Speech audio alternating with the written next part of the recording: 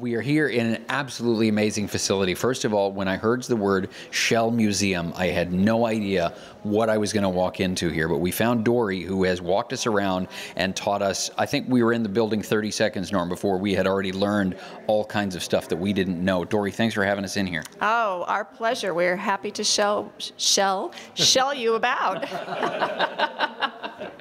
I think most of us probably walk down a beach and we don't think too much about what's on the beach. I mean, there's some sand and there's some shells, and that's about it. But as you explained a moment ago, it's a whole living area there. Yeah, people are pretty self-centered, I guess, that we don't understand that there's a whole living world around us, and part of what the museum wants you is to just stop and look. And that's true whether you're on our beaches, which are the best in the world, or whether you're home.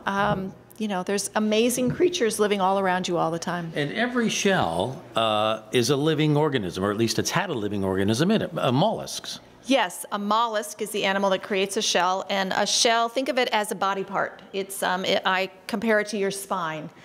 You are connected to your spine your whole life, and your bones are only left when you are deceased. So that is true for mollusks as well. They spend their lives in their shells. Okay, but not every shell that we see, for example, on the beach is, for lack of a better term, deceased. No, that is true. If you pick up the shell and there is a creature in it, a shell is just it's like a snail. It is a snail. So it's similar, it's your garden snail. So if you pick it up and you see an animal inside it, that means it's still alive, and you should put it back where you found it gently. What would be the biggest shell? How big do they grow? Ooh, they get big. We have the state shell of Florida is the Florida horse conch, and we have the largest one that has been found in the museum, and it's this big.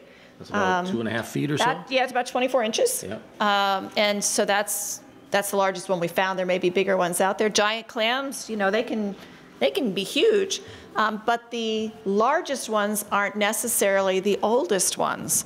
Some of the oldest shells that have been found are clams or quahog-like, your viewers might know that, about, 3 inches, 4 inches across, and they can be 400 years old. And Sanibel has the largest collection of shells in an area, is that right?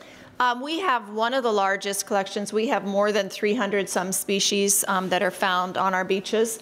And if you're used to walking a typical beach, particularly on the Atlantic, which is what I'm familiar with, you occasionally see a shell. Here, I mean, you can't look down without just having thousands of them. So here comes the curveball. Yeah. As we were walking in, I saw a plaque out front with Raymond Burr's name on it. What's that about?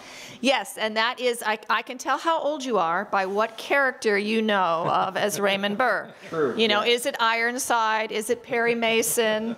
There you go. Some people know them as he was on movies as well. So I can pinpoint how old you are. Raymond Burr was a shell collector himself. He had a big collection. Those of my age or older know he owned an island in Fiji, and Fiji is a great place to collect shells.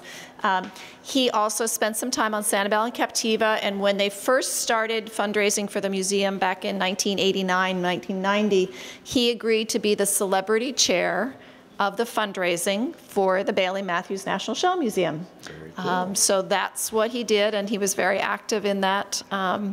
Did barbecues, all kinds of things locally with people. And then when he passed away, actually Willard Scott, who a lot of people know still, also came on and helped the museum. So obviously if we're in the area, we can come here and we can see everything for ourselves. Do you have a home on the interwebs as well?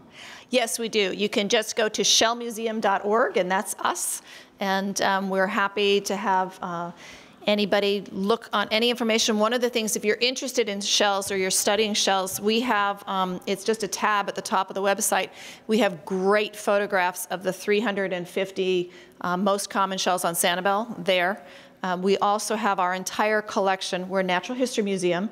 We have a collection of more than 500,000 shells upstairs. But those are all available through iDig Bio, and you can access our collection the same way with other natural history collections from around the world. So you don't have to come to the museum necessarily to be able to use our scientific data. Well, Dorrie, it's been a shell of a visit. Thank you. Thank you very much. It has been a shell of a good time. I know. I'm just going to clam up over here. Shall we visit again sometime in the indeed. future? Indeed. Just don't clam